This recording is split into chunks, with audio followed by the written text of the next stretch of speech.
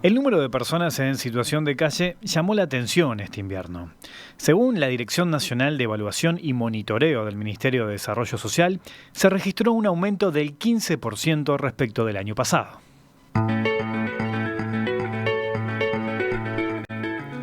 De esa cantidad de personas, el 47% son exreclusos que salieron en libertad y no tuvieron a dónde ir. 1.600 personas si se cuentan los que duermen en refugios. Una cifra que muy posiblemente crezca en el corto plazo, ya que la semana próxima comienza la visita anual de cárceles que realiza la Suprema Corte de Justicia y que puede liberar a decenas de presos.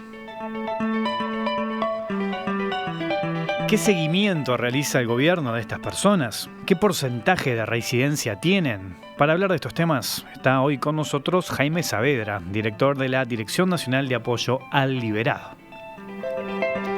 Jaime, buenos días. Gracias por la visita. Un gusto, un placer estar acá. Bueno, ¿en qué consiste el trabajo día a día de la Dirección Nacional de Apoyo al Liberado? Bueno, Uruguay este año, si termina el año como con el ritmo de personas liberadas que ha tenido hasta ahora, va a terminar el 2018 con 6.000 personas liberadas del sistema penitenciario. Esas 6.000 personas tienen un perfil que ya más o menos todos conocen, gente muy muy pobre que viene de años de historia de exclusión, muy tempranamente vinculados al mundo delictivo, con baja nivel de calificación, en general con nula trayectoria laboral, en fin, un panorama la verdad que muy complicado. Y a esto deberíamos agregar que tampoco agarraron el periodo de los polos industriales y de alguna forma la reconversión que se está procurando en algunos centros. Claro, lo visitamos, sí, venimos. Son gente que de pronto no pasó por esa experiencia de formación laboral, por ejemplo. Sí, eso es y todavía algunos que salen de algunos lugares del sistema que todavía están funcionando rematadamente mal, digamos, claro, las que cosas no tienen como eso. Sí. Claro. Entonces, en esas circunstancias, digamos, las personas que quieren, o las que optan voluntariamente pasan por los servicios que ofrece la Dirección Nacional de Apoyo al Liberado, que son muy modestos y desde ya adelanto que son muy por debajo de nuestras posibilidades respecto de las necesidades que la realidad nos plantea. Entonces hay varios programas que nosotros estamos empezando a desarrollar que tienen que ver justamente con el trabajo, con generar posibilidades de empleo para algunos de ellos que se inscriben en la bolsa nacional en la bolsa de la Dirección Nacional, en la bolsa de trabajo, oportunidades de capacitación, seguimiento sociofamiliar. El año pasado, del total de liberados, que fueron 6.000 también aproximadamente, un poquito más de 6.000, pasaron 2.000. Este año, con el cambio de estrategia que nosotros implementamos, pues estamos yendo a trabajar dentro de las unidades con las personas que están a 6 meses de salir, tratando de preparar la salida, es decir, anticipando la salida. Exactamente. de la persona. Nuestros técnicos dejaron de trabajar en las oficinas, estamos yendo todos a trabajar en las unidades. Esa ha sido la política. Y tenemos el servicio de atención en las oficinas centrales también para el que pasa por ahí y lo atendemos en el día. Con esa nueva orientación, nosotros vamos a seguramente terminar el año habiendo atendido por lo menos una vez a todas las personas que van a salir. Porque, me gustaría profundizar en eso. ¿Por qué ese cambio de estrategia? ¿Por qué entienden de que era necesario empezar a trabajar antes de la salida con el recluso? Ahí por dos razones. La primera, porque había mucha gente que no conocía cuáles eran los servicios que ofrecía la ADENAL. Entonces hay un primero decir, nosotros tenemos modestas posibilidades, pero bueno, lo poco que tenemos, mostrémoslo, porque lo poco es mucho para la gente que está saliendo, aun cuando después finalmente los que recurran no tengan solución para sus problemas. Pero mostremos lo poco que hacemos, mostrémoslo con orgullo, y sobre todo mostremos que el Uruguay tiene, y esa es una gran noticia, una cantidad de gente joven, talentosa, que está comprometida con la ley, que quiere acompañar a esta población. No estoy yo entre los jóvenes, digamos. Yo me he encontrado con 40 profesionales jóvenes muy entusiastas que se sumaron a todo este proceso de cambio de la Dirección Nacional de Liberado y que están yendo a trabajar a las unidades, comprometidos en acompañar a estas personas que tienen este perfil a tratar de recomponer su vida, ¿no? Porque la vida del delito es una vida extraordinariamente dolorosa. Entonces, es decir, es una vida dolorosa desde el comienzo, una vida estresante y prometedora de dolor para el que la vive y para su entorno familiar. Aparte del dolor que se le producen a las víctimas, porque nosotros trabajamos para las víctimas. Y nosotros trabajamos para que el bandido deje de bandidear, por decirlo de algún modo, porque estamos del lado de la víctima. No para fortalecerle, como puede alguno decir, trabajan para esta gente. Sí, trabajamos para esta gente, para que esta gente encuentre un camino de vida. A favor de la seguridad, decilo claramente. Al favor de la convivencia. De la convivencia y de la seguridad, que es lo que tanto preocupa a la población en general. Sí. Yo prefiero, porque el no reincidente, yo sé que este es un problema de matices, pero para que nos entiendan, el no reincidente es un problema menos para quienes están fuera, enrejados. Exactamente. Sí, un trabajo para la sociedad, en su claro, conjunto, exactamente, en realidad, no solo claro. para la persona que sale, sino para el que está fuera, y que la convivencia sea pacífica, me parece. Exactamente. Totalmente. Pero si ustedes me permiten una cosa, porque yo estoy, en toda vez que tengo oportunidad lo digo, hay que salir a decir con claridad y apostar a la inteligencia y a la sensibilidad de la gente, de todos los uruguayos y de todas las uruguayas, de que la cárcel nunca fue solución para los problemas hondos de fractura social que la sociedad tiene y que explican el fenómeno delictivo, y las políticas postpenitenciarias tampoco son la solución. Los problemas sociales se arreglan de otro modo. La cárcel es un dispositivo caro, muy caro y muy ineficiente. Y hay que salir a explicarlo esto con sencillez y demostrarlo con números. En el 2015, Uruguay afectaba a un sistema que es ineficiente con todos los gastos asociados, y eso debe haber crecido al día de hoy. Un estudio hecho por el Banco Interamericano de Desarrollo, el 0,6 de su Producto Bruto Interno para un dispositivo ineficiente como es el de las cárceles. Entonces, en un momento donde hay un clima en general punitivista, hay que salir a explicar que la mejor política postpenitenciaria, la mejor política de reinserción es menos cárcel, menos pena, más amor, más solidaridad, e ir a trabajar a los barrios donde sabemos que nosotros tenemos un problema gigantesco que explica la convivencia dolorosa que hoy los uruguayos tenemos. Entonces, no esperen ni de la cárcel ni de la Dirección Nacional de Apoyo al Liberado que resuelva problemas que se tienen que resolver de otro modo. Menos cárcel, penas menos duras, ir a trabajar a los barrios, humanizar el encierro y empezar, hay que decirlo con toda claridad, un camino de discusión seria para regular el mercado de la droga, que explica también el fenómeno de la violencia dolorosa que nosotros tenemos, porque es mucho, pero mucho más conveniente, es mucho menos dañino el joven más falopero que el narcotraficante incipiente. Sí, el peor de los casos siempre es mejor que el que comienza. Y esto hay que salir a decirlo y a explicarlo, porque mi experiencia ha sido, por ejemplo, en la del polo industrial que ustedes conocieron, que cuando uno muestra que las cosas se pueden hacer de otra manera, y se pueden hacer con sencillez y sin otro horizonte y sin otra ambición que construir un Uruguay más amoroso que el que tenemos, todo el mundo acompaña. De todas las condiciones sociales, de todos los partidos políticos, pero hay que salir a explicarles a la gente, no quedarse a la retranca porque la gente cree que hay que castigar más, que es una profunda mentira además, porque el Uruguay ya pasó por mejor policía, por más cárceles, por penas más duras, y todo eso profundizó el problema, no lo solucionó.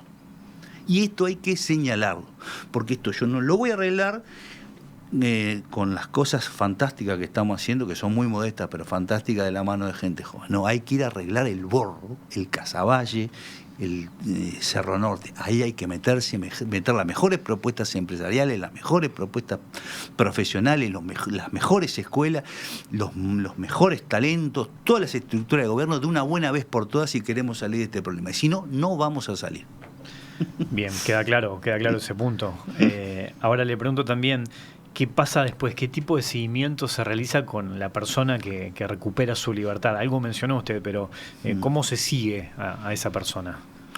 Nosotros tenemos, por un lado, las oportunidades, lo que refiere al mundo del trabajo, que son de momento dos dispositivos. Un dispositivo que tiene que ver con las becas que nosotros, las pasantías que nosotros tenemos con los organismos públicos, que andan entre los 150 y los 180 por año, con el correo.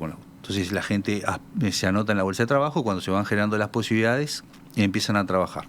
Con un éxito fabuloso, porque desde el 2011 que estamos con este sistema de las becas y los niveles de reincidencia este año se sitúan, por ejemplo, en el 3%. Es decir, cuando hay una oportunidad la gente se prende. Después estamos desarrollando la experiencia en torno al tema laboral de lo que es el polo industrial del liberado. Son como centros de convivencia donde nosotros reconvertimos estructuras que el Estado tiene ociosas y ahí replicamos lo que fue la experiencia del polo industrial del INR.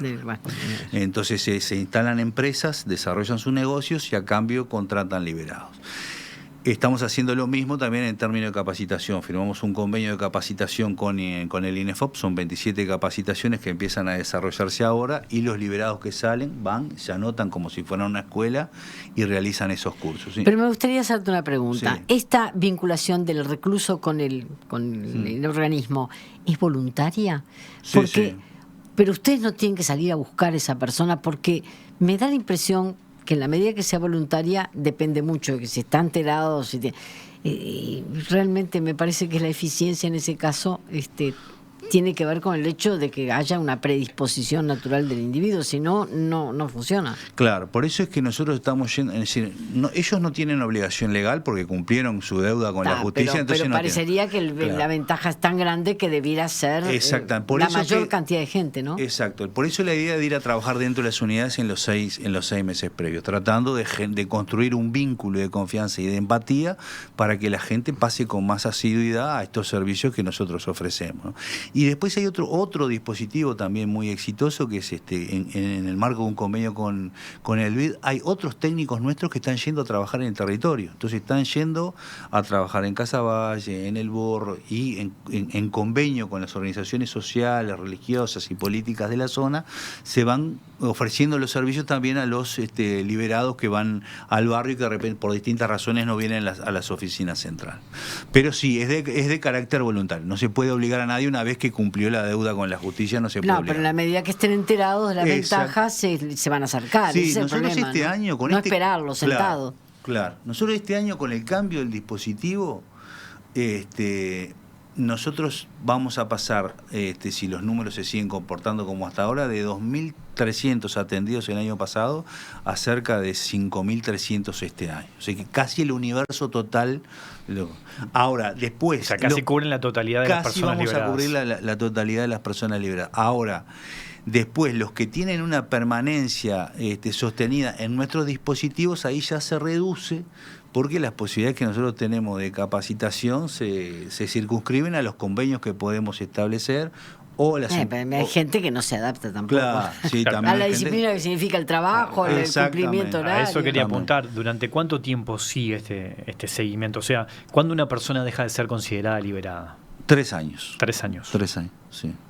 Sí. Nosotros fijamos eso teniendo en cuenta los parámetros internacionales vinculados a la medición de la reincidencia. Entonces, durante 3 años nosotros lo seguimos para ver cuál es el comportamiento. Obviamente que después eso está sujeto a la valoración del técnico. A nadie se le dice, no, si cumpliste los 3 años y precisas ayuda psicológica o de escucha, que muchas veces es eso lo que se precisa, te vas. Pero en cuanto a la participación en este polo industrial, del cual después vamos a tener que hablar más, a los 3 años tiene que romperse el vínculo o puede seguir trabajando con esas empresas. Los puestos vinculados a las empresas depende del empresario. Depende del empresario. Las pasantías, como son con el Estado, como son nuestra mejor oferta, esas sí le damos un plazo máximo de 2 años para permitirle a otra gente que accede a este máximo beneficio. Claro. Recién mencionaba la cantidad de jóvenes que están trabajando en esta dirección nacional, pero ¿cómo se compone esta dirección? ¿Quiénes son los que están trabajando junto a las personas liberadas? Bueno, nosotros, la Dirección Nacional de Liberados, la organización que siguió al viejo Patronato Nacional de Encarcelados y Liberados, con la consolidación del Instituto Nacional de Rehabilitación. Técnicos que antes iban a trabajar solo en privación de libertad, ahora alguna parte de ellos van a trabajar también en los servicios postpenitenciarios. Entonces tenemos psicólogos, asistentes sociales, educadores sociales, básicamente concentrados en Montevideo y con un proceso creciente de profesionalización en el interior que va a empezar por Maldonado, por Colonia y por Salto, como regionales que van a atender todo el país. Pero son al día de hoy en Montevideo cerca de 50 técnicos que están trabajando en esta modalidad para atender estos programas que yo les decía y de estas disciplinas. Nosotros ahora incorporamos, si Dios quiere, para fin de año un sociólogo que va a ser la unidad de diagnóstico y análisis, que es uno de los grandes déficits que tiene todo el sistema que no hay mediciones exactas de cuál es el comportamiento tanto de las unidades como de los servicios penitenciarios. Y nosotros queremos que eso esté todo medido. ¿Y con qué presupuesto cuentan? No sé si hubo cambios. Sí, no sé si hubo cambio en la rendición de cuentas en la última, pero no. Ahora en la rendición de cuentas tuvimos la suerte que los diputados y los senadores por unanimidad aprobaron un par de sugerencias que nosotros hicimos. Entonces el año que viene vamos a tener un presupuesto un poquito reforzado. O sea, que hubo cambios en esta última. Sí, pero muy poco. Nosotros estamos con un presupuesto congelado desde el año 2010 de 5.600.000 pesos, son $200.000 por año. Ni siquiera fue ajustado por IPC. Si hubiera sido ajustado tendríamos que estar con un presupuesto de 16.100.000. Pero te voy a decir esto, sinceramente, lo que yo creo y lo que ha sido mi experiencia. Ni que hablar que a nosotros contar con unos pesitos más nos vendría bien. Pero yo soy más amigo, conociendo al Estado como lo he conocido en estos largos años que estoy trabajando, de esta política que me den las estructuras que tiene el Estado al santo botón, que yo las reconvierto en oportunidades conversando con empresarios, con docentes, con la sociedad civil. Esa fue mi experiencia del polo industrial y va a ser ahora mi experiencia con el polo de liberados también. Yo más que plata, lo que quiero es que el Estado me dé aquellas cosas que tiene al santo botón. ¿Cuáles serían esas cosas? Sí, bueno, por ejemplo, ¿no? Los galpones que vas a utilizar. Bienes inmuebles que estén en desuso, terrenos, predios donde yo pueda armar una cooperativa. Hay una cosa muy interesante que les cuento brevemente. Nosotros, otro de los factores críticos que nosotros estamos intentando atender es el tema de la vivienda. Obviamente, como cualquier cristiano, el tipo que sale, que no tiene dónde caerse muerto, la tiene más difícil que si tenés una casita donde alguien te haga un mimo. Entonces nosotros inauguramos la posada, que fue de la Posada Liberado, que fue construida por personas privadas de libertad. Entonces hay los casos más críticos van durante 3 meses a la Posada Liberado, que está funcionando bárbaro. Vamos a presentar un documental, ya les vamos a mandar la invitación ahora de los primeros meses, con residencia cero en estos primeros meses de funcionamiento de la posada. ¿De cuánto tiempo estás hablando? Hablas de meses, pero no sé cuánto hace. Desde mayo estamos. O sea, que es este año. El 24 de mayo, sí. Del 24 de mayo ¿Cuántos se inauguró. puede alojar? 60. 60 personas. 60. Hombres. Sí, 60. No, hombres, mujeres. Tenemos menores. Una persona trans también. No, menores no. Claro, mayores. Menores no, mayores. Pero estamos viendo ese tema, porque se nos presentó un caso que nos hizo pensar mucho. Estamos viendo eso, pero en principio al día de hoy menores no. Pero lo que les quería comentar es esto. Nosotros, la sede administrativa de la INALI, estoy yo, la tesorería, la contabilidad, estaba en la oficina de los técnicos. Ahora los técnicos se fueron a trabajar a las unidades. Entonces yo le planteé al comando ministerial vender esa casa. Y con esa casa, y me autorizaron, la casa va a remate ahora. Con esa casa vamos a comprar un predio y ahí vamos a empezar un proyecto de cooperativa de ayuda mutua para atender. Esto arranca ahora, creo que estaba faltando la firma del presidente para el remate de la casa, pero estamos en vísperas de que la casa se remate. Y empezar con esta experiencia que va a ser muy, muy impactante, porque van a ser personas que están privadas de libertad a 6 meses de salir, que van a salir todos los días de la unidad penitenciaria a construir su casita. Eso va a ser tremendo mensaje, ¿no? Pero tiene que ver esto con la mejor utilización de los recursos. ¿Para qué quiero la casa esa yo? No la quiero para nada. No la quiero para nada. Tengo los técnicos trabajando en las unidades. Lo mejor que le puede pasar a un director es no tener escritorio, porque si tenés escritorio pones el traste en la silla y es difícil que se te mueva. Entonces lo mejor es no tener Entonces soy más amigo de que me den esas oportunidades de utilizar recursos que se están utilizando mal, o mejor utilizar algunos recursos que se están utilizando, que me den plata. Porque la plata... Bueno, pero de cualquier modo estás hablando... Pero igual yo pido más plata. Claro, además estás hablando de lo caro que resulta el preso, y estamos hablando de que el sistema de atender a ese preso cuando es liberado puede resultar más eficiente. Entonces, daríamos vuelta al presupuesto. Pero total, pero mirá, esto es una cosa notable. Yo pedí que me miren. Este sistema de pasantías arrancó en el 2011. Tenés que pagarlas las pasantías, las becas, las pasantías, claro, tenés que pagarlas. Pero es mucho más barato bueno, eso. Pero necesitas más mucho pasantías. Más barato. Son insuficientes todavía. Claro, pero hay que salir a explicárselo a la gente. Yo pedí, esto arranca en el 2011, el sistema de pasantías, cuando yo tuve mi primer pasaje por el patronato con el cura Monzón. Había una pasantía en el 2010 y ahora tenemos unas cuantas más y está consolidado. Ahora cuando yo volví pedí que se me hiciera todo el resumen de la reincidencia del 2011 a la fecha. Entonces la reincidencia es casi que nula, entonces es mucho más barato, ¿no? Ahora sí. Porque eso no vuelven. No volvieron. Sí, claro, tienen gasto cero para el Estado. No volvieron, es muchísimo más barato eso que la cárcel más chica, que el funcionamiento de la cárcel más chica. Ahora, si terminan durmiendo en la calle. Si hay que salir a explicarle a la gente, no hay que salir a explicarle a la gente, porque si se tira solo el titular y dice, ya le quiere dar un empleo público a los presos. No es así. Es decir, yo lo que quiero es que usted viva mejor, y para que usted viva mejor hay que tomar ciertas decisiones que a veces pueden ser contrarias al sentido común, pero eso nos pasa a todos en toda nuestra vida. Según mediciones de la Dirección Nacional de Evaluación y Monitoreo del MIDES, este año aumentó 15% la detección de personas en situación de calle. Se calcula que más o menos la mitad son ex personas privadas de libertad, y se habla de que cada año salen 1.600 más de las cárceles sin tener a dónde ir, parte de lo que hablábamos recién. Sí. No sé si ustedes manejan cifras y qué cifras manejan sobre este tema. Yo doy por buenas las que da el MIDES. Nosotros tenemos la dificultad, es decir, como la concurrencia a la DINALI es voluntaria, nosotros no tenemos un dato de todo el universo, pero lo que dice el MIDES... ¿Y hay coordinación con el MIDES? Sí, absolutamente, apoyo total. Tenemos el espacio intercalle y ellos colaboran notablemente con nosotros en el funcionamiento de la posada. Pero quería comentarles esto porque tiene que ver con lo primero. ¿Ustedes trabajan con esa población en situación de calle? Sí, el tema de la posada básicamente está pensado para esa situación. Es un refugio para esas situaciones. Sí, y ahora tenemos reclamos de otros. ¿Sin horario? Es decir, ¿están permanentes? Sí, es permanente. Viven ahí durante 3 meses y nosotros tratamos de que ellos vayan reinsertando. Claro, pero al cabo de 3 meses pueden volver a la calle. Y al cabo de 3 meses sí. O reinsertarse. Que es lo que ha pasado hasta ahora.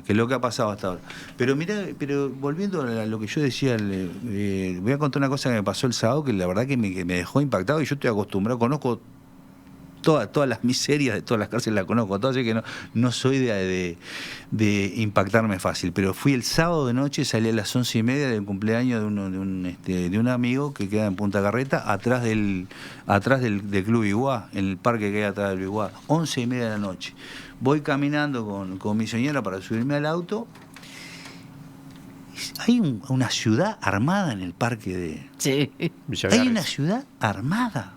Sí. Con carpas, caminé media cuadra, por supuesto que apareció el grito de ¡Saavedra! Entonces era un liberado que estaba en situación de calle, le la pasaba, pero me dice, cada vez somos más.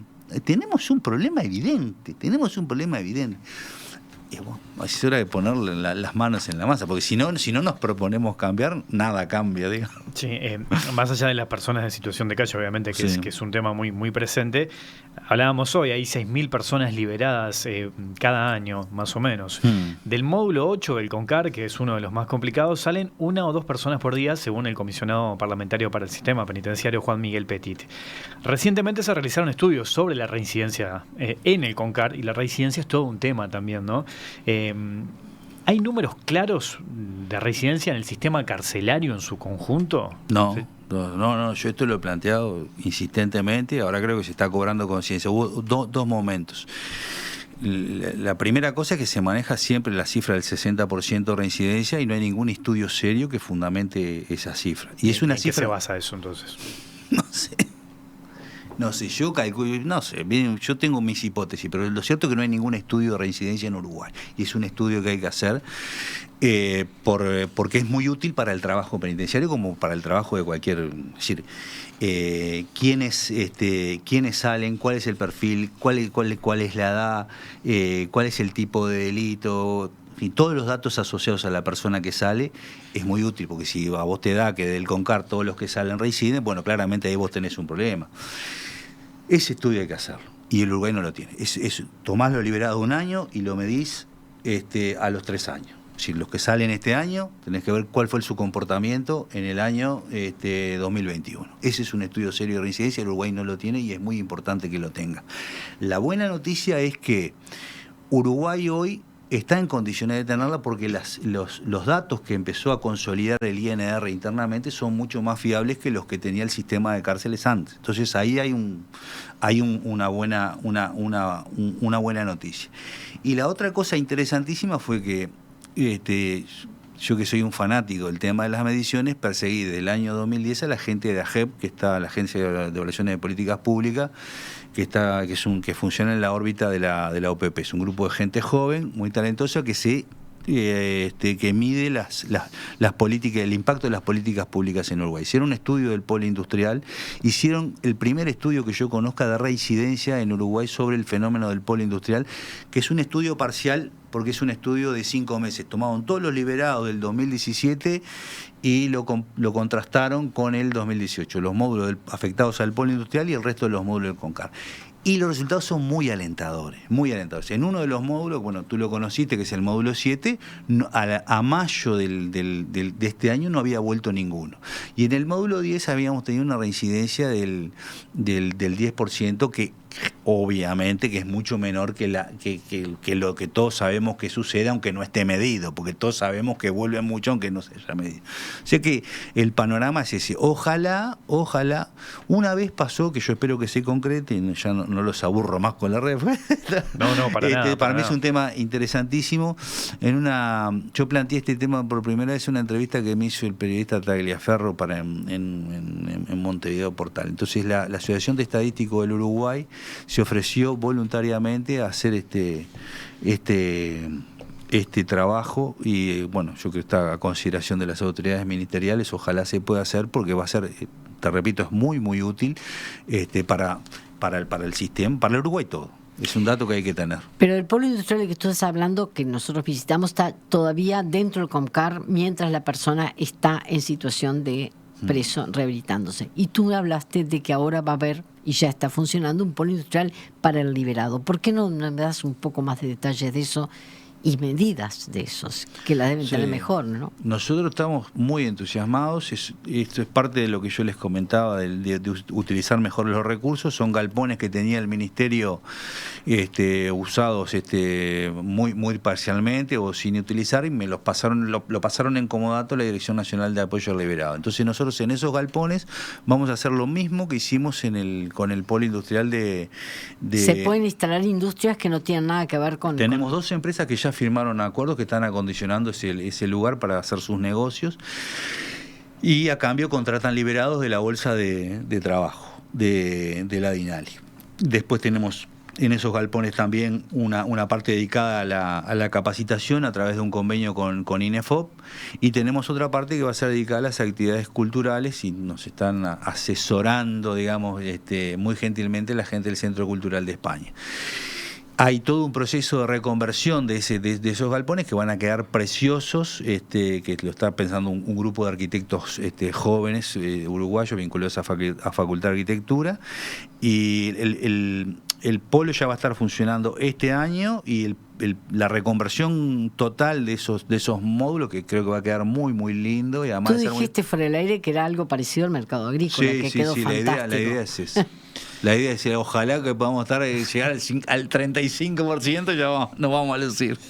Después de la pausa me gustaría charlar sobre el estado de las cárceles uruguayas y de esa tan mencionada reforma que se necesita, que he escuchado a distintos actores mencionar y hablar sobre ese tema, y también sobre las posibilidades que tienen de trabajo las personas que salen, porque también es un tema a seguir, es un tema que sé que preocupa a muchas personas. Pero lo charlamos en unos minutos. El número de personas en situación de calle llamó la atención este invierno. Según la Dirección Nacional de Evaluación y Monitoreo del Ministerio de Desarrollo Social, se registró un aumento de 15% respecto del año pasado. De esa cantidad de personas, el 47% son ex reclusos que salieron en libertad y no tuvieron a dónde ir. 1.600 personas si se cuentan los que duermen en refugios. Una cifra que muy posiblemente crezca en el corto plazo, ya que la semana próxima comienza la visita anual de cárceles que realiza la Suprema Corte de Justicia y que puede liberar a decenas de presos. ¿Qué seguimiento realiza el gobierno de estas personas? ¿Qué porcentaje de reincidencia tienen? Estamos charlando de esto con Jaime Saavedra, director de la Dirección Nacional de Apoyo al Liberado. Saavedra, usted trabajó en el polo industrial de la unidad número 4, Santiago Vázquez, en el CONCAR, un área considerada modelo dentro de una de las cárceles más complejas del país. Luego también tuvo a su cargo el módulo 10, uno de los más conflictivos de ese mismo establecimiento. Le pregunto, ¿en qué estado están hoy las cárceles y si se está realizando esa reforma que tanto se dice que se necesita? ¿Cómo lo ve esto hoy? Uruguay está en un proceso de reforma en el sentido correcto, entiendo yo, desde el año 2010. El sentido correcto es primero la conformación nacional del sistema nacional, el INR. Lo segundo es el ingreso de los operadores civiles en sustitución gradual de la policía dentro del sistema. Y el tercer aspecto es el cambio de paradigma, de un paradigma estrictamente custodial a un paradigma más de rehabilitación, de resocialización.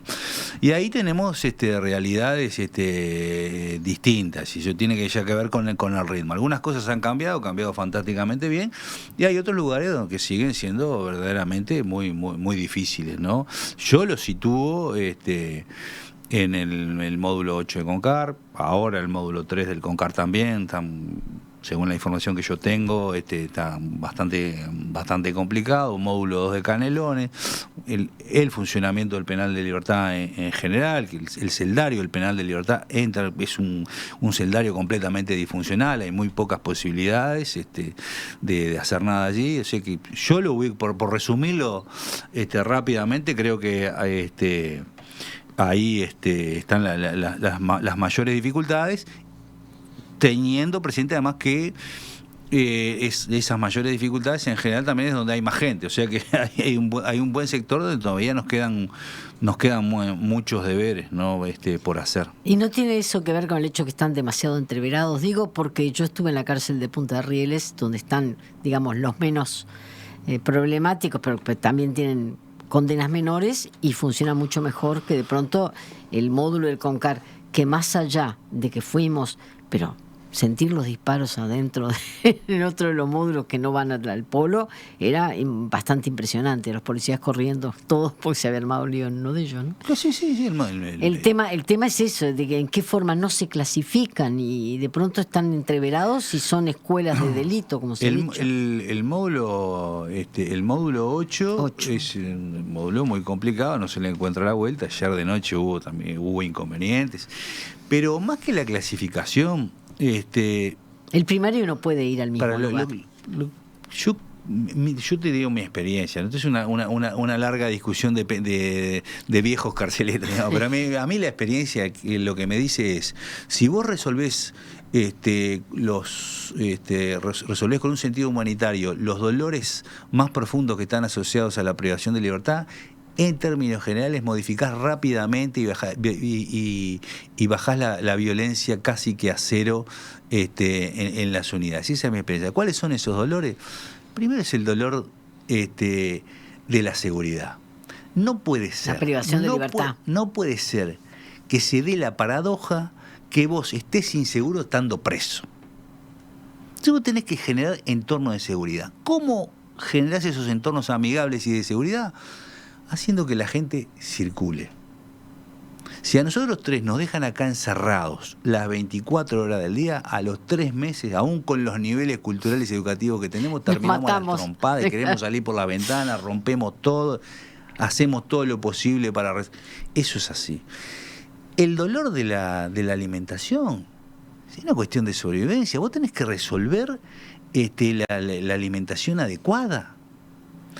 El dolor asociado a las visitas íntimas. Todos necesitamos un mimo, todos. Vos tenés que procurar la visita al entorno familiar, la visita de la pareja.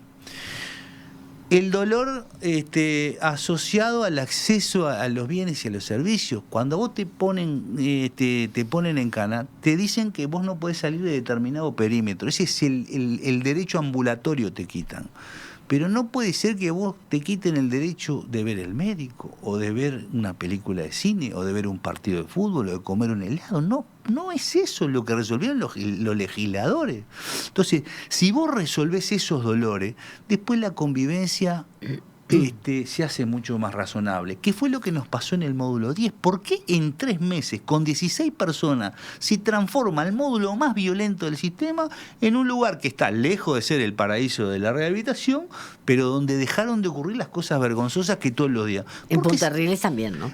No, pero lo que pongo este ejemplo, porque es el ejemplo del contexto más adverso y qué poco se necesita para traer eso a un mínimo de dignidad aceptable. Ahora, son estos principios, más que recursos materiales, son los principios. Es lo que pasa en Punta de Rieles. ¿Qué pasa en Punta Rieles? La gente circula libremente, va a la familia, puede empezar con sus negocios, hay capacitación, si tiene una iniciativa... Pueden ir a comprar, hay una calle comercial, lo dijimos, lo describimos, entonces, donde se pueden tomar el helado o comprar unas pastas. Todo. Ahora vos mirás los delitos y mirás la composición etaria y es más o menos representativa de lo que ocurre. No es un problema de clasificaciones, sino que es, a mi juicio, la voluntad y la capacidad de liderar para poner en el terreno estos principios orientadores que yo entiendo que son los que bajan los niveles de violencia. Ahora, la pregunta se desprende, ¿no? ¿Se puede aplicar eso en todos los sistemas y en todos los... Con esa plata. Absolutamente. ¿Qué pasa? Lo que yo no puedo replicar es el modelo Punta Rieles o el modelo polo industrial en el módulo 10, pero sí puedo en el módulo 10 aplicar estos principios reguladores y nos arreglamos con el espacio que tenemos. Va a ser mucho más razonable que las violentas peleas y las muertes que teníamos antes cuando estaba todo el mundo encerrado y todo el módulo 10 estaba rodeado de una basura vergonzosa y donde ocurrieron cosas indignas que después las pagamos todos en términos de convivencia. Por supuesto que se pueden aplicar estos principios en todos lados. Después, cada espacio te va digamos, tenés que ingeniarte con cada espacio que vos tenés, ¿no? Yo te preguntaría, de acuerdo a lo que hemos hablado, ¿estás más cómodo trabajando con liberados que con presos?